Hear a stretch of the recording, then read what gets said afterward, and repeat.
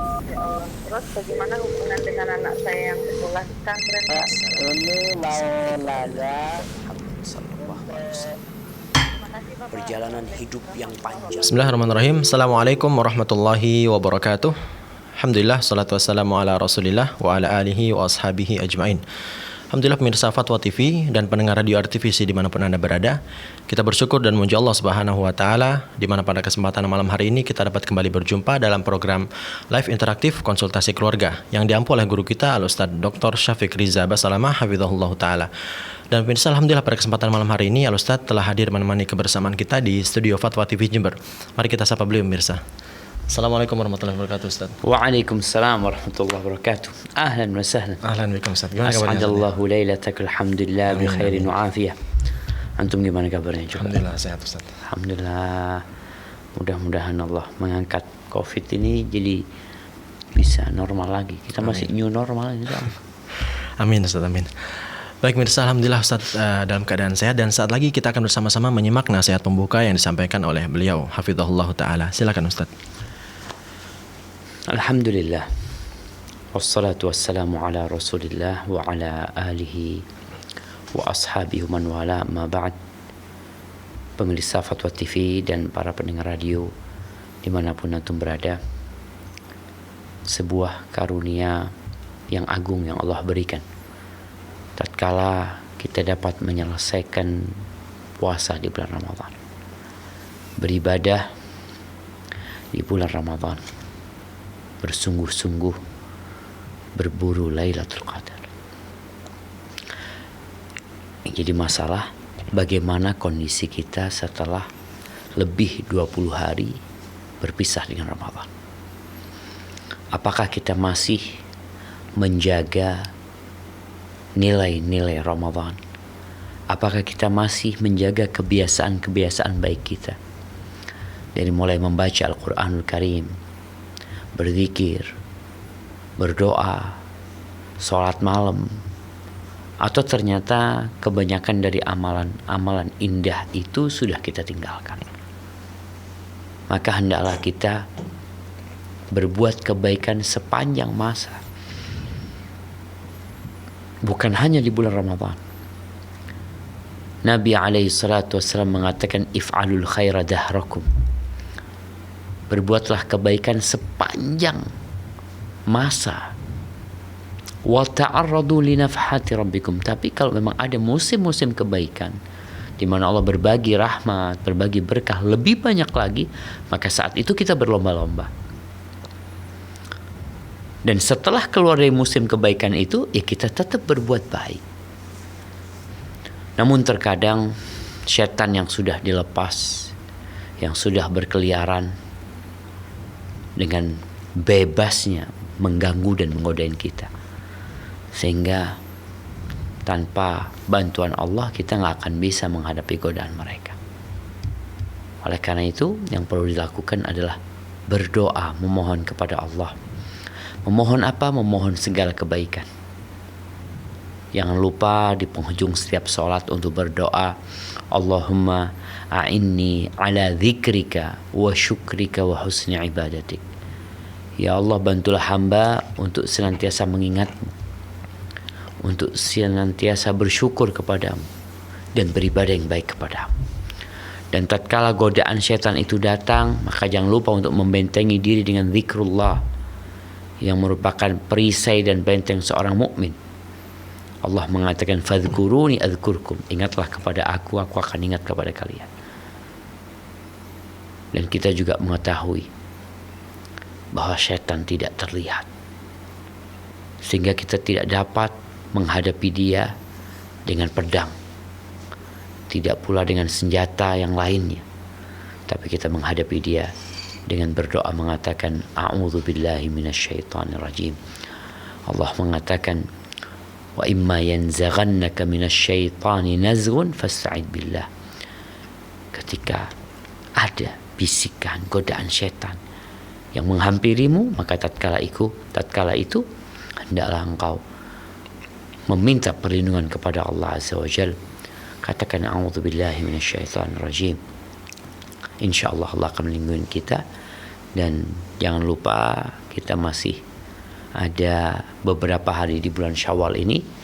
Bagi yang belum berpuasa, sunnah 6 hari di bulan Syawal, seperti yang Nabi sabdakan alaihi salatu wassalam, man shoma Ramadan thumma atba'ahu sittan min Syawal. Barang siapa yang berpuasa di bulan Ramadan lalu diikutin dengan 6 hari di bulan Syawal, dia seperti dia seperti berpuasa sepanjang tahun. Maka jangan disia-siakan. Walaupun puasa Syawal nggak wajib, kok nggak mau puasa nggak apa-apa. Tapi kita merugi tatkala ada sebuah keuntungan yang begitu besarnya lalu kita tinggalkan. Hadza wallahu a'lam. So, itu mungkin yang menjadi mukadimah pertemuan kita pada kali ini. Anda kembalikan ke pembawa acara. Tafadhal. Baik, terima kasih Ustaz atas nasihatnya. Jazakumullah khairan. Semoga bermanfaat untuk pemirsa Fatwa TV dan pendengar radio dimanapun Anda berada. Selanjutnya pemirsa, live interaktif pada malam hari ini dapat pula Anda simak melalui relay radio yang tergabung dalam Asosiasi Radio dan Televisi Islam Indonesia atau RTVC. Di antaranya adalah Radio Binbas Yogyakarta, kemudian Radio Sahabat Tegal, Radio MDFM Probolinggo, Radio Hang FM Batam, Radio Amuba Pangkal Pinang, Radio Sago FM Sumatera Barat, Radio Gema FM Bontang, Radio Al-Hikmah Banyuwangi, Radio Tua FM Riau, Radio Madinah Caruban, dan Radio Mas FM Sragen. Dan pemirsa, bagi Anda yang ingin bertanya secara langsung kepada Ustadz, silakan menghubungi kami di 0331 544 6087, 0331 544 6087. Baik, pertanyaan pertama dari seorang istri di DKI Jakarta, Ustadz. Masya Allah. Barakallahu fiik. Bismillah, Assalamualaikum Ustadz. Waalaikumsalam warahmatullahi wabarakatuh. Saya izin bertanya, saya adalah anak hasil di luar nikah. Lalu kemudian belum lama ini saya baru saja menikah. Saya tidak jujur kepada calon suami bahwa tentang aib saya ini. Maka pada saat ijab kabul, suami menyebutkan nama saya dibintikan kepada bapak saya. Yang mau saya tanyakan, apakah saya berdosa telah tidak jujur dengan suami saya, dan apakah pernikahan kami sah atau tidak, Ustadz? Jazakumullah khairan atas jawabannya. Nah, barakallahu fiik. Ya ahibati fillah, sedih hati ini ketika mendengar perzinaan. Ini cerita dulu yang berzina bapak ibunya. Dan di masa sekarang ini perzinaan itu semakin merajalela. Bahkan kita tahu di antara penyebab turunnya bala dan musibah, khususnya penyakit-penyakit yang belum ada di umat-umat sebelumnya, itu adalah zuhurul fahisha, tersebarnya kekejian, perzinaan, dan mereka terang-terangan melakukan itu. Kembali kepada pertanyaan, apa sebenarnya yang terjadi ketika sang suami menyebutkan dia dengan binti bapak biologisnya? Sebenarnya kalau bicara suami nggak ada masalah. Yang jadi pertanyaan, siapa yang menikahkan? Siapa wali anak zina? Memang kita tahu ada dua pendapat ulama, apakah anak zina bisa dinasabkan kepada bapak biologisnya atau tidak. Tapi yang jelas jumhur ulama mengatakan dia dinasabkan kepada ibunya, sehingga yang menjadi wali adalah wali hakim. Kalau seperti yang disebutkan tadi, sepertinya pernikahan itu tidak sah. Hendaklah sang perempuan berangkat bersama suaminya ke KUA. Kalau memang kemarin dia tidak sempat jelaskan kepada pihak KUA, dia minta agar KUA yang merupakan perwakilan untuk pemerintah kita yang menikahkan dia. Hadza wallahu a'lam bissawab. Baik, terima kasih atas jawabannya. Semoga bermanfaat untuk saudari yang bertanya. Selanjutnya Ustadz, pertanyaan dari hamba Allah di Sumatera Utara. Assalamualaikum Ustadz.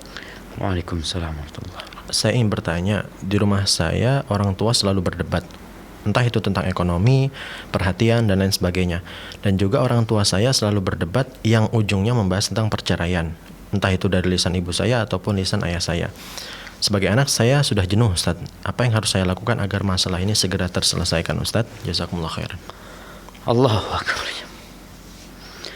Subhanallah, Nabi alaihi salatu wassalam, beliau adalah guru yang paling mulia, pendidik yang paling indah, sehingga beliau mengajarkan kepada orang yang telah membangun rumah tangga untuk melihat kepada kelebihan pasangannya dan tidak melihat kepada kekurangan.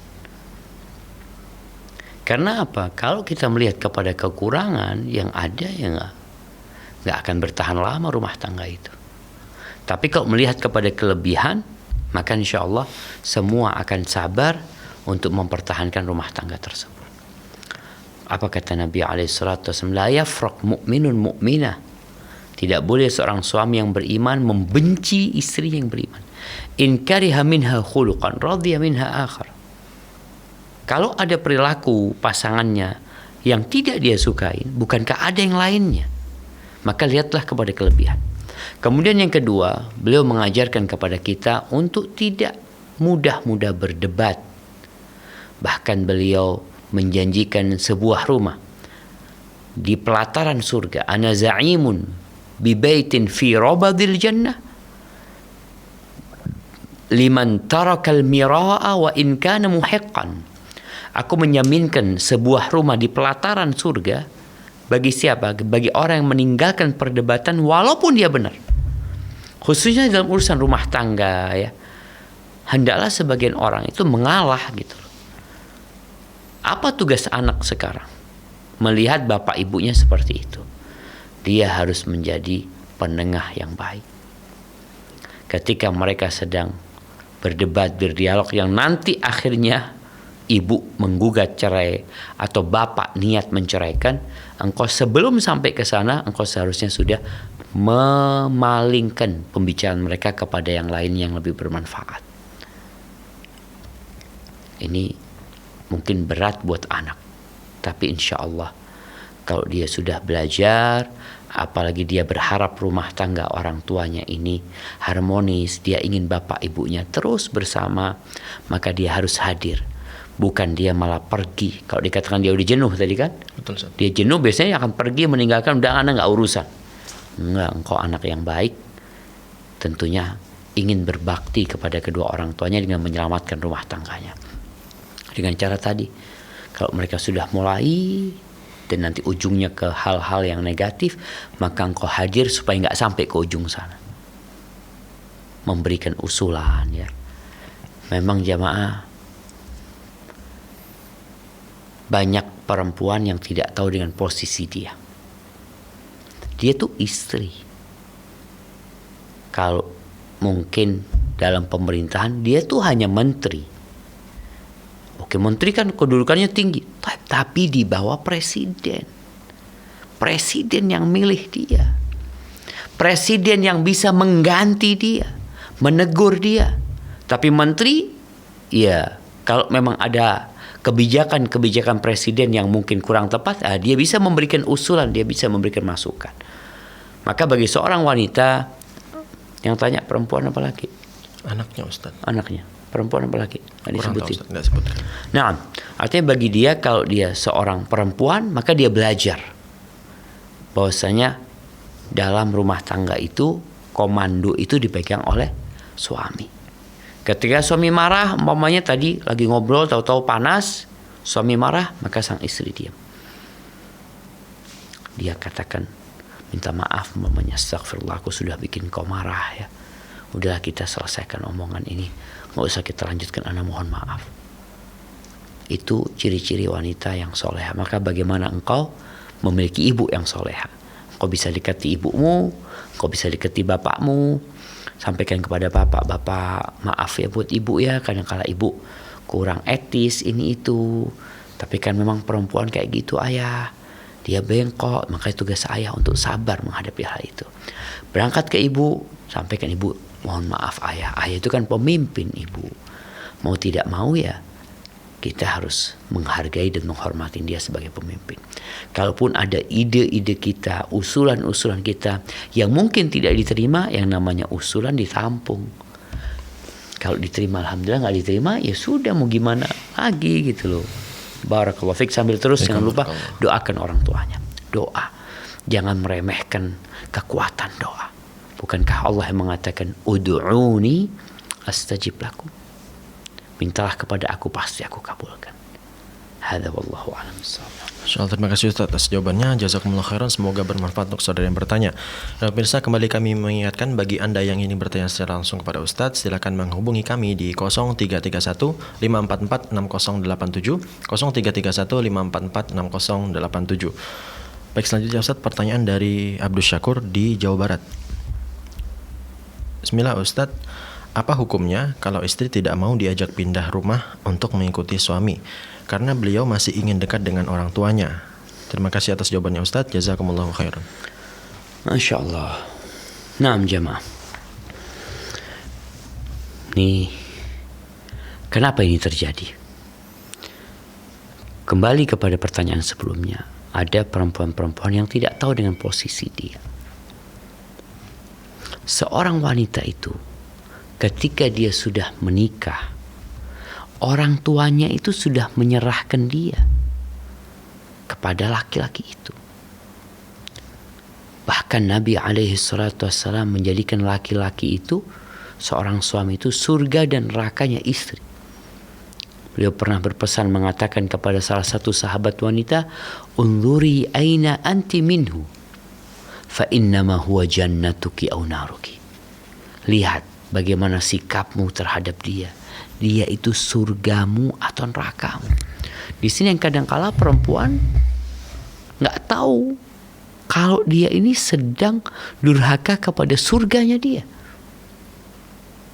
Kalau dikatakan dia ingin dekat sama orang tuanya, iya, tetap wanita itu wajib berbakti sama orang tuanya. Hanya saja tatkala dia menikah ada keterbatasan, di mana dia harus izin sama suaminya. Suaminya mengatakan, yuk kita berangkat. Ya dia sami'na wa ata'na. Ini tugas seorang wanita. Dan bagi wanita-wanita yang memang tidak ingin dikeluarkan dari rumahnya, maka sejak awal dia bikin persyaratan. Sampaikan kepada suaminya dari awal, bang, ana mau menikah tapi jangan dikeluarkan dari rumah ana. Ana tetap ingin berkhidmat kepada orang tua. Loh, terus gimana suami? Sudah, suaminya bisa nikah 2, 3, 4. Dia nikah dengan yang lainnya dan tetap nikah dengan wanita ini. Hanya saja perempuan ini dia tidak keluarkan. Dia bisa menikah lagi yang istrinya itu yang dia bawa pindah umpamanya. Maka dengan kejadian tadi, dia wajib memberikan nasihat kepada istrinya tentang kewajiban dia untuk taat dan patuh kepada suami. Rasulullah SAW ketika Idul Fitri atau Idul Adha, dan tatkala terjadi gerhana, beliau memberikan nasihat khusus kepada wanita. Tatkala beliau mengatakan, uritun nar, fa idza aktsaru ahlihan nisa, ditampakkan kepada aku neraka. Dan ternyata kebanyakan penghuni neraka itu wanita. Yakfurna, kata Nabi SAW, karena mereka kufur. Yakfurnal ashir wa yakfurnal ihsan. Mereka kufur kepada pasangan hidupnya, mereka kufur kepada kebaikan-kebaikan suaminya. Yang akhirnya seperti tadi diceritakan, dia nggak taat, dia nggak nurut sama suami. Bahkan ada perempuan yang meremehkan suaminya. Mungkin dia berpikiran, aku nggak punya suami juga, aku bisa hidup, aku punya pekerjaan, aku punya penghasilan. Ini bentuk wanita-wanita yang kurang menghargai suaminya. Maka tolong bagi para wanita, dia taati dan patuh sama suaminya berkaitan dengan kewajiban dia berbakti sama ibunya. Alhamdulillah masih banyak cara untuk berbakti dengan ibunya, baik pun atau dengan ziarah atau dengan kirim uang, apa saja yang bisa dia lakukan. Tapi ingat, kalau dia harus pergi ke rumah orang tua, apalagi menetap di rumah orang tuanya, hendaklah dia meminta izin kepada suaminya. Kalau sang suami tidak merestui dia, maka engkau pulang ke rumah suamimu. Kenapa? Innama huwa jannatuki aw naruki. Suamimu itu surgamu atau nerakamu. Hada wallahu a'lam. Insyaallah. Ustaz, berkenan tentang syarat sebelum menikah tadi Ustaz. Nah, Ketika perempuan memberikan syarat harus tinggal di rumahnya, apakah ini harus ditaati suami Ustaz? Iya jemaah. Kalau bicara syarat, sang istri mengatakan, aku mau nikah asalkan nggak dikeluarkan dari rumah. Atau aku mau melanjutkan sekolah, seperti itu. Selama syaratnya itu tidak menghalalkan yang haram atau mengharamkan yang halal, tapi sesuatu yang mubah-mubah aja dalam agama, maka wajib bagi sang suami untuk memenuhi persyaratan itu. Fa inna haqqa syurut an tufa, syarat yang paling wajib untuk dipenuhi itu adalah syarat yang dengannya dihalalkan perempuan tersebut. Ini kalau engkau nggak mengatakan tidak, maka perempuan itu nggak akan mau nikah gitu. Kok sekarang engkau setelah menikah ada niat memang mengkhianati persyaratan tersebut, maka nggak boleh. Kecuali syaratnya tadi menghalalkan yang haram, mengharamkan yang halal, baru kullu syartin laisa fi kitabillah fa huwa batil. Itu batal. Ini buat perempuan. Namun itu sebelum menikah. Bukan setelah menikah bikin persyaratan dia sama suaminya. Insyaallah. Hadza wallahu a'lam. Baik, terima kasih Ustaz, jazakumullah khairan. Semoga bermanfaat untuk saudara yang bertanya dari Jawa Barat. Baik, pemirsa, selanjutnya sudah ada line telepon yang masuk, kita akan sapa. Assalamualaikum Fatwa TV. Ya, dengan siapa di mana? Mohon maaf, suaranya putus-putus. Bisa diulang, Ibu? Halo? Halo, Ya, dengan siapa di mana?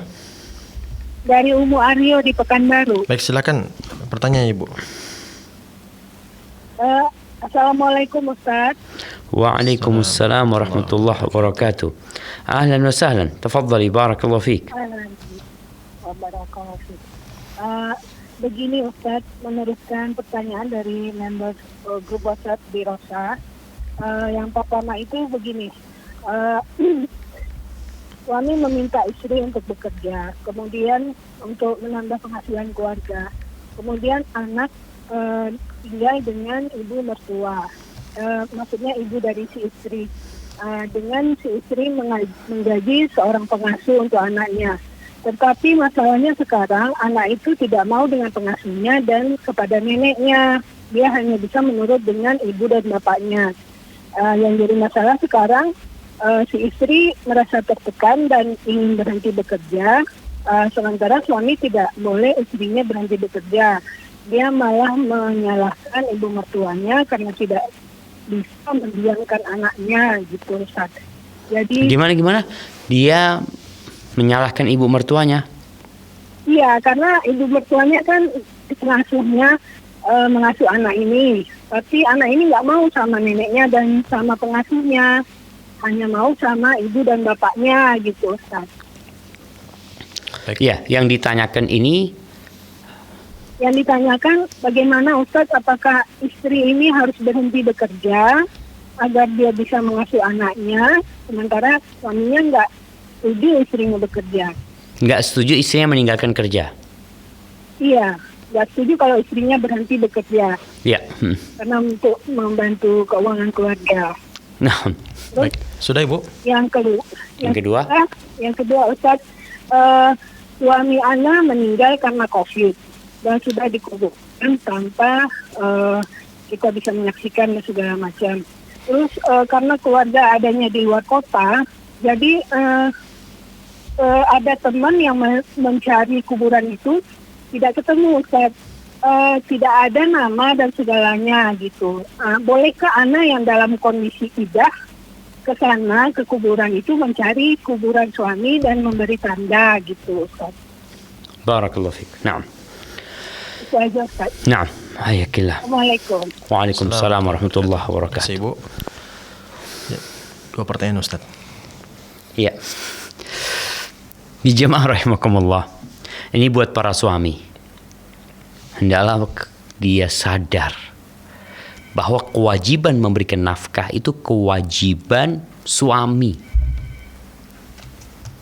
Jadi nggak boleh seorang suami memaksa istrinya bekerja untuk memberikan nafkah kepada keluarga. Kalau kerjaan rumah ya kerjakan, memang kewajiban dia. Tapi kalau suruh cari duit, enggak.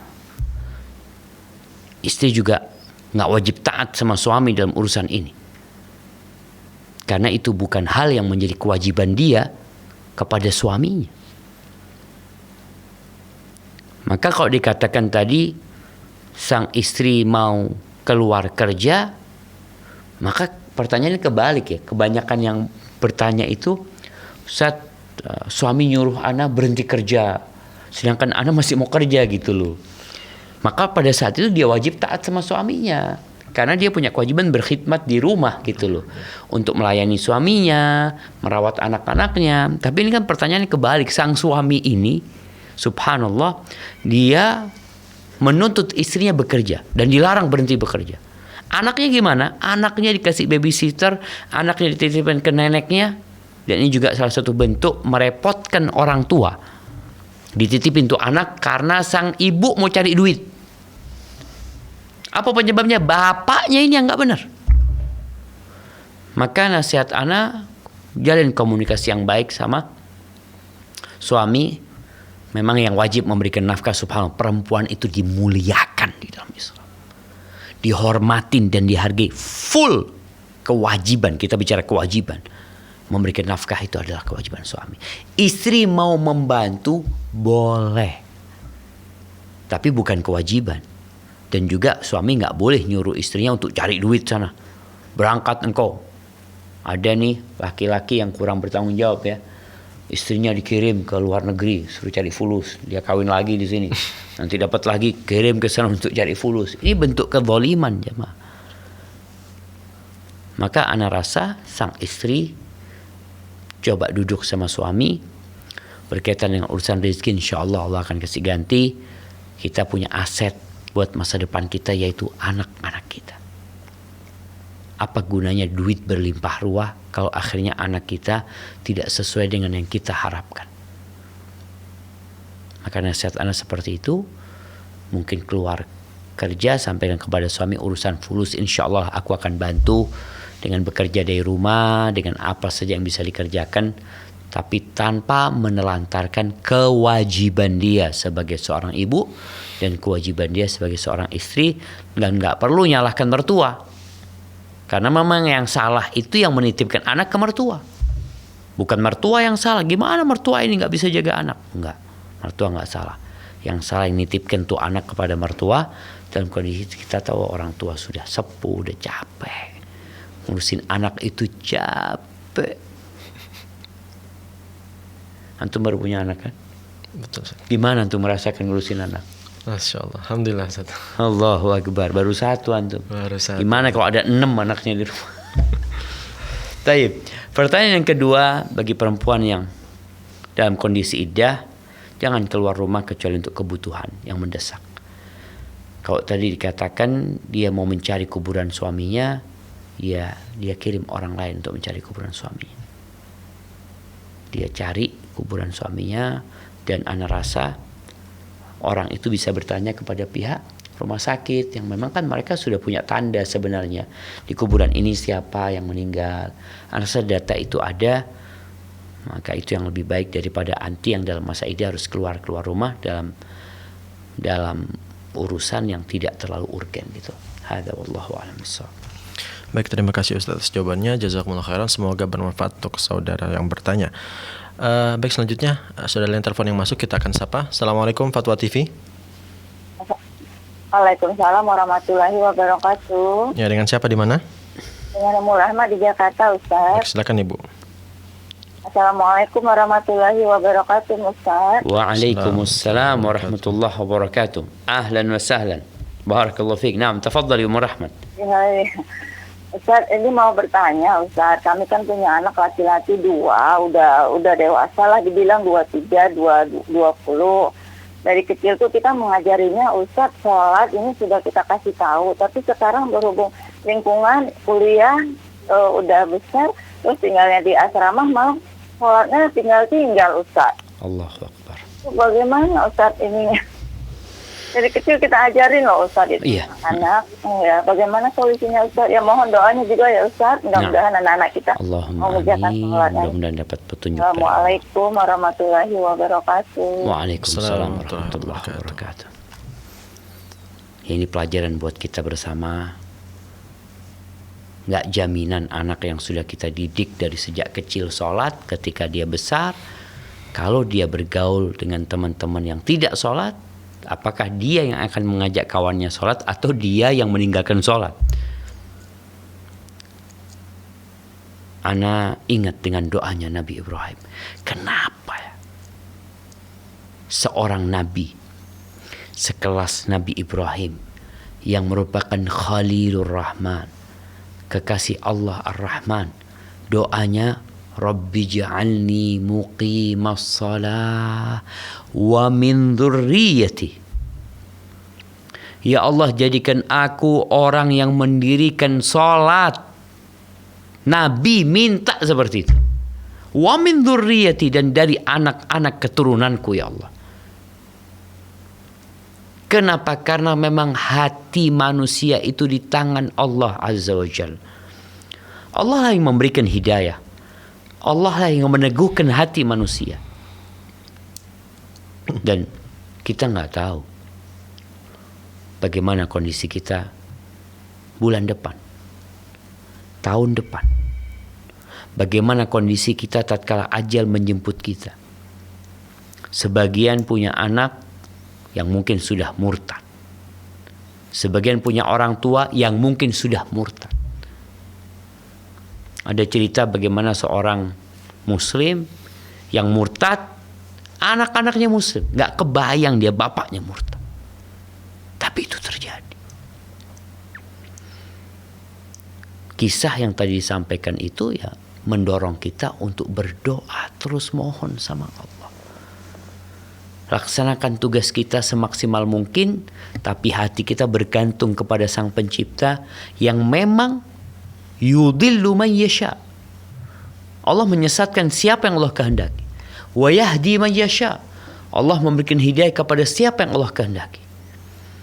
Tapi kemudian orang tua juga punya kewajiban untuk memberikan arahan kepada anaknya walaupun anaknya sudah dewasa.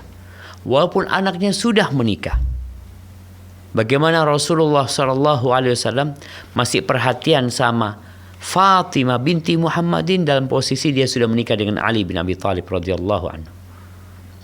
Datang ke rumahnya di malam hari, membangunkan keduanya untuk salat malam. Bukan salat wajib ya, salat malam. Kemudian hal yang ketiga, orang tua juga punya tanggung jawab untuk memilihkan tempat yang baik. Alhamdulillah jamaah, kepedulian umat Islam ya kepada generasi masa depan itu sangat besar sekali. Di beberapa kota itu, di Jogja, di Bandung ya, mungkin di Surabaya akan ada rumah mahasiswa. Jadi mahasiswa itu nggak ngekos, tapi mondok. Di tempat itu mahasiswa ini dia ada gurunya di sana. Ada ustadz yang mendampingi mereka. Mereka kuliah tapi pulangnya di sana. Sehingga muncul dari tempat itu anak-anak kuliah umum yang pandai beragama, yang taat kepada Allah Azza wa Jalla. Ini penting. Kalau enggak, lingkungan anak-anak kos-kosan atau asrama-asrama umum, pengurusnya itu enggak peduli tuh anak sholat subuh atau tidak. Enggak peduli. Sedangkan yang model kayak pesantren, rumah singgah sementara itu, ada ustadz yang peduli bagaimana anak ini jadi anak yang baik. Apalagi ini menjadi target negara kita yang ingin menggabungkan dua hal, mencetak generasi masa depan yang memiliki ilmu, pengetahuan dan teknologi, dan memiliki keimanan dan ketakwaan. Tapi kok ternyata dia di asrama nggak dipedulikan agamanya, jadi apa dia? Tatkala dia punya ilmu, pengetahuan dan teknologi, jadi garong dia nantinya. Maka kita harus memikirkan bersama-sama bagaimana anak-anak yang kuliah itu yang udah dilepas sama orang tuanya.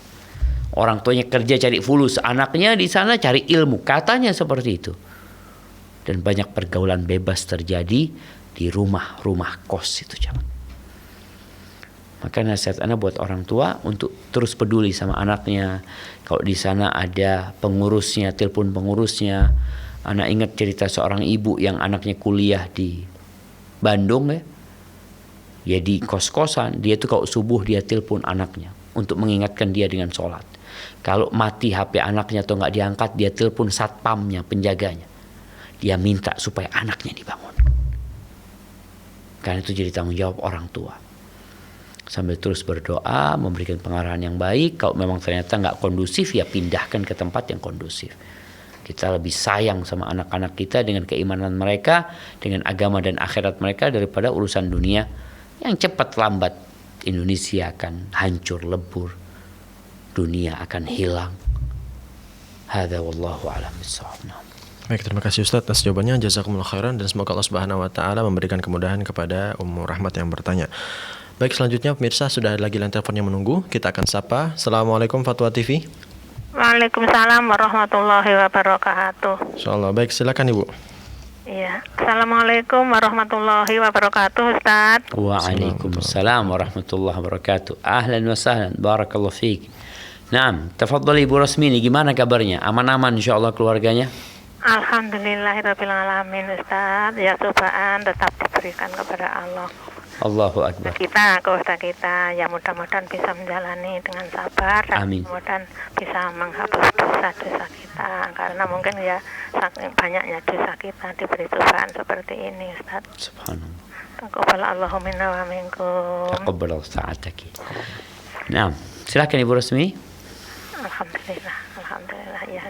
Begini Ustaz, berhubung dulu itu saya mendengar dari Ustaz, sekarang itu masih saya pertanyakan tentang itu loh, sholat rawatib yang membaca surat Ikhlas 10 kali itu yang saya maksud, termasuk di setiap habis subuh dengan habis sholat maghrib itu kan 3 kali, itu termasuk hitungan 10 apa tidak?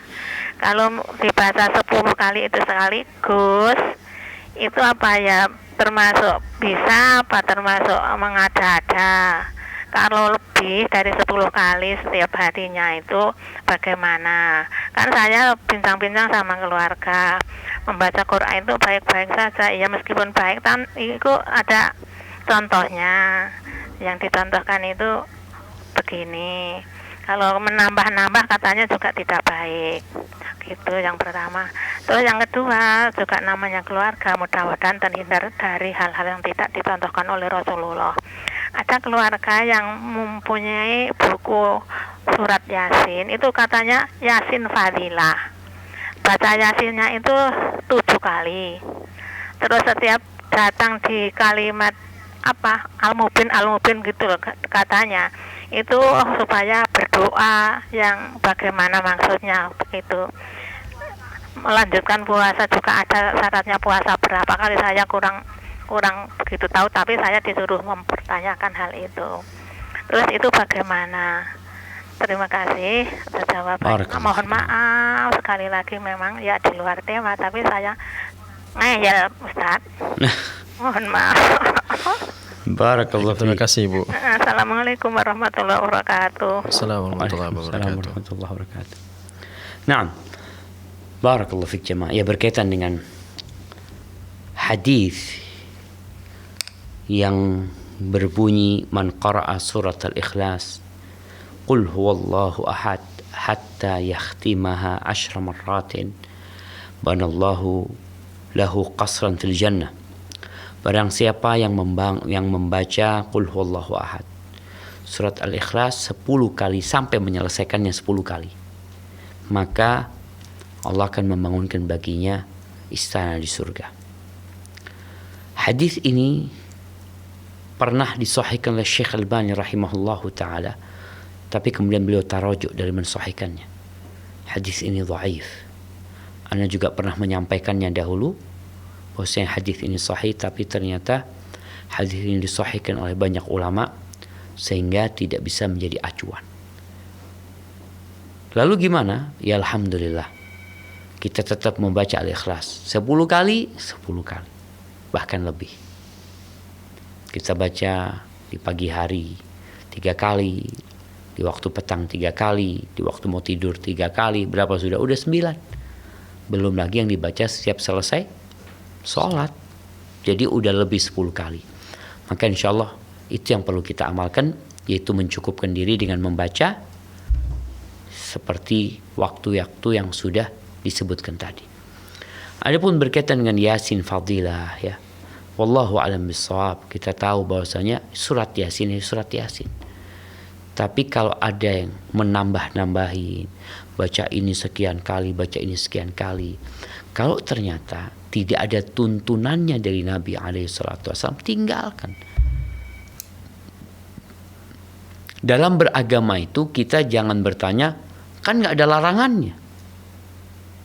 Bukan nggak ada larangannya, tapi dalam beribadah itu yang ditanya, apakah ada perintahnya, apakah ada contohnya, apakah ada arahannya, aturannya.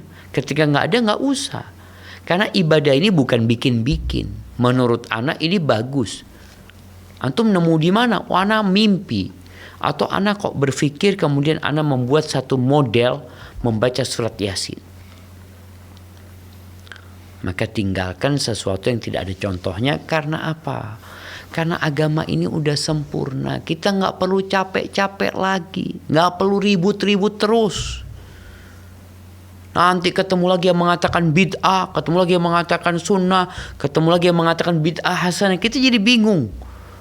Ustadz, anak orang awam bingung Ustadz. Katanya Ustadz Fulan, nggak apa-apa. Ustadz Fulan mengatakan nggak boleh.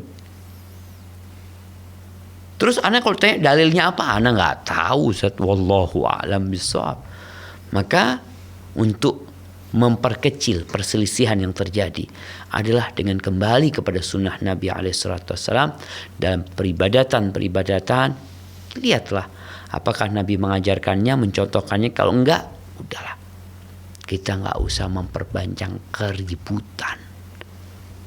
Kita sama-sama kembali kepada sunnah Nabi SAW. Bagaimana Rasulullah SAW membaca surat Yasin, ya kita baca seperti itu. Hadza wallahu a'lam bishawab. Baik, jazakumullah khairan atas jawabannya dan terima kasih untuk Ibu Rosmin yang sudah bertanya, semoga bermanfaat. Baik mirsa, selanjutnya sudah lain telepon yang menunggu, kita akan sapa. Assalamualaikum Fatwa TV. Waalaikumsalam warahmatullahi wabarakatuh. Ya, dengan siapa di mana? Dari Villana di Situbondo. Baik, silakan. Assalamualaikum Ustaz. Assalamualaikum warahmatullahi wabarakatuh. Waalaikumsalam warahmatullahi wabarakatuh. Naam, tafadhali. Barakallahu fiik Ustaz. Wa fiik wa barak. Ini Ustaz, pertanyaan wakilan ini Ustaz. Kalau anak meninggal dunia di bawah umur atau umur 6 tahun, itu di alam barzah apa juga ditanya itu apa itu Ustaz ya? Penjelasan juga apa juga dapat himpitan begitu Ustaz? Dapat apa? Dapat himpitan juga, merasakan himpitan juga apa seperti itu? Apa juga ditanya sama malaikat nakir itu Ustaz? Barakallahu fiik. Mohon penjelasan. Syukron jazakallahu khairan. Wa iyyak. Naam. Wabarakatuh. Waalaikumsalam warahmatullahi wabarakatuh. Ahibati fillah. Kita tahu bahwasanya rufi al-qalam an thalath. Penanya malaikat itu diangkat dari 3 orang. Artinya dia ghair mukallaf. Orang itu nggak dapat kewajiban. Nggak wajib sholat, nggak wajib sudah. Dia itu belum mendapat kewajiban. Sehingga apakah dia akan ditanya di kuburan? Wallahu a'lam bishawab. Karena dia belum mendapatkan kewajiban. Sehingga dia nggak ditanya lagi agamamu apa. Hadza wallahu a'lam bishawab. Jadi yang ana ketahui bahwasanya orang-orang yang ditanya adalah orang-orang yang mukallaf, orang-orang yang memang sudah punya kewajiban sehingga mereka akan ditanya. Walaupun ada beberapa riwayat yang mengatakan tentang anak-anaknya orang kafir, umpamanya bayi-bayinya orang kafir, bagaimana mereka nantinya pada hari kiamat mereka kelak akan ditanya, alastu bi rabbikum, bukankah aku Rabb kalian? Ketika mereka mengatakan iya, ya maka mereka masih di atas fitrahnya sehingga mereka diperkenankan untuk masuk surga Allah Azza wa Jalla. Pertanyaan yang kedua tadi, apakah dia dapat himpitan? Wallahu a'lam bishawab. Memang hadis Nabi SAW pernah mengatakan, andai kata ada orang yang selamat dari dhammatul qabr, pas yang selamat itu adalah Sa'ad bin Mu'ad, yang ketika dia meninggal arsy Allah bergetar. Nggak ada yang selamat dari itu, disebutkan dalam hadis itu. Pertanyaannya, apakah bayi-bayi juga akan mendapatkan dhammatul qabr?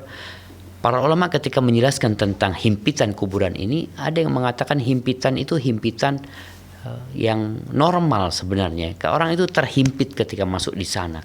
Ada yang mengatakan karena kerinduan tanah itu kepada orang ini sehingga seperti orang yang dipeluk ya, kemudian dilepas lagi. Orang kan ketika lama nggak ketemu tahu-tahu dipeluk sehingga dia merasa apa? Merasa agak sesak gitu ketika dipeluk. Tapi itu sebentar aja kemudian dia dilepas. Wallahu a'lam bishawab. Ana nggak tahu apakah bayi itu selamat dari himpitan kubur. Baik, terima kasih atas jawabannya. Jazakumullah khairan Ustaz, dan semoga bermanfaat untuk ibu yang bertanya. Selanjutnya pemirsa, sudah lagi line telepon yang menunggu. Kita akan sapa. Assalamualaikum Fatwa TV. Halo, assalamualaikum. Waalaikumsalam. Ya, dengan siapa di mana? Saya Ibu Tri di Aceh. Baik, silakan Ibu.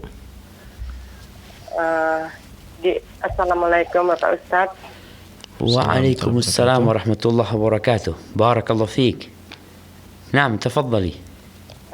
Gini Pak Ustadz, saya mau tanya, saya kan menikah, saya udah dulu bercerai sama suami saya, dan saya sudah menikah lagi sama suami yang baru ini, istri dia meninggal. Nah, terus saya menikah udah ada 4 bulan saya masuk ke dari istri sambungan, terus anak-anak dari suami. Tunggu. Bisa diulangin. Ibu menikah lagi? Iya, saya menikah lagi. Suami saya ini istrinya kan meninggal. Siap, dia bawa anak? Ada anak dia, ada 5 orang. Siap, ibu juga punya anak? Saya ada anak. Siap.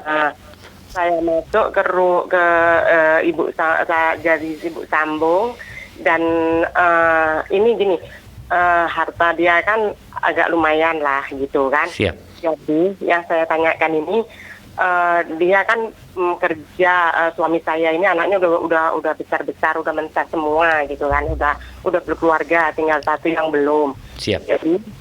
Jadi adalah tinggalan emas, entah berapa lah, saya kurang tahu, itu ada sekitar 10 mayem, entah 15 mayem segitu. 15 apa mayem? Emas, ada 10 emas lah gitu, ada beratnya, ada 10 emas gitu. Jadi saya masuk ke situ ada 4 bulan, emas itu semuanya diambil sama anaknya itu. Siap. Diambil sama anaknya, bapaknya ini nggak tahu apa-apa, nggak ada dikasih, nggak ada apa-apa gitu. Yeah. Jadi bapaknya ini diem aja, tapi dia cuma di dalam hati aja nggak terima, berontak gitu, tapi dia nggak berani gitu. Terus kita sering berembuk sering ngomongkan soal itu gitu, tapi Siap. ngomong nggak berani gitu. Sama anak-anaknya. Emas itu milik siapa sebenarnya, Ibu? Milik bapaknya sama almarhum dulu gitu. Warisan berarti emas itu? Saya kurang dari payah orang itu kerja lah gitu. Jadi terus dia kan mungkin ketakutan. Emas itu berarti milik bersama? Iya, milik suami sama istri. Ya. Istrinya sudah meninggal. Oke, siap. Nah, jadi emas itu tadi diambil semua sama anaknya.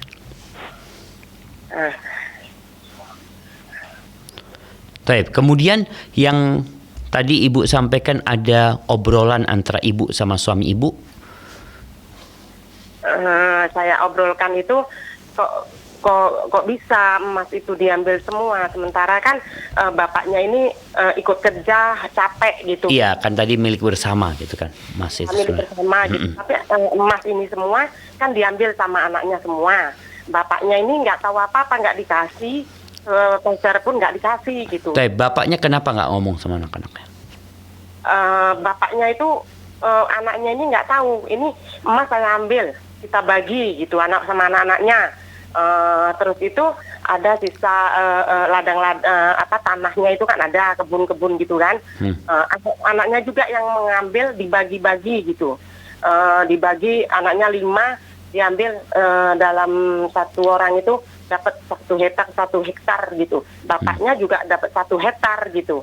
Terus bapaknya ini kayaknya nggak terima, sakit hati, tapi dia nggak berani ngomong gitu kan. Terus kita cuma diem sama berembuk rasa kayak mana. Dan bapaknya ini nggak berani sama anaknya. Jadi kami kalau misalnya ngomong gini-gini, takut salah. Jadi solusinya itu gimana? Siap. Gimana? Nah, Masya Allah, barakallahu Cukup Ibu. fiik. Ya. Ya. Iya, Jadi kalau misalnya lah bapaknya ngomong anaknya ini nggak terima gitu. Ini kan punya mama saya gitu. Sedangkan suami saya ini dari anak ini tadi, dari emas itu mama nggak dapat sama sekali, sedikit pun nggak dapat, diambil semua sama anaknya. Siap. Terus yang kebun itu dibagi rata, 5 hektar, anak 5 dibagi rata. Jadi bapaknya ini tadi juga dapat 1 hektar. Iya, nah. Siap Bu, Masya Allah, barakallahu fiik. Iya jamaah, ini bicara warisan. Yang pertama memang harus didudukkan. Ketika suami istri salah satunya meninggal dunia, maka yang meninggal itu otomatis hartanya akan menjadi harta waris. Hendaklah ditetapkan apa harta yang milik istri tadi. Kalau disebutkan ada 5 hektar harta milik istri, emas 1 kilo milik istri, maka itulah harta warisan yang harus dibagi. Tapi kalau ternyata enggak Ustaz, ladang dan emas itu adalah hasil kerja bersama, ada suami istri yang sama-sama bekerja, dilihat punya istri berapa persen, punya suami berapa persen. Kalau dianggap punya suami 50%, berarti dari emas yang 1 kilo itu dikeluarkan dahulu setengah kilonya, ini milik suami, bukan harta warisan. Kenapa? Karena masih hidup. Jadi yang miliknya, Islam ini benar-benar menghargai hak kepemilikannya, diberikan kepada suami. Begitu pula sebaliknya, kalau suami yang mati, maka harta itu sebelum dibagi diperjelas dulu mana yang milik suami, mana yang milik istri. Kalau sama tadi ternyata yang milik suami yang meninggal itu 50%, ya udah berarti setengah kilo diambil sama istri sebagai hak dia, bukan harta waris, milik dia. Setelah miliknya istri diberikan dari ladang itu, umpamanya punya 6 hektar ladang, ternyata hasil kerjasama, ya udah berarti setengahnya diberikan kepada istri, bukan warisan, tapi itu hak milik. Setelah itu warisannya yang dibagi. Ketika warisan dibagi, istri dapat lagi, dapat warisan.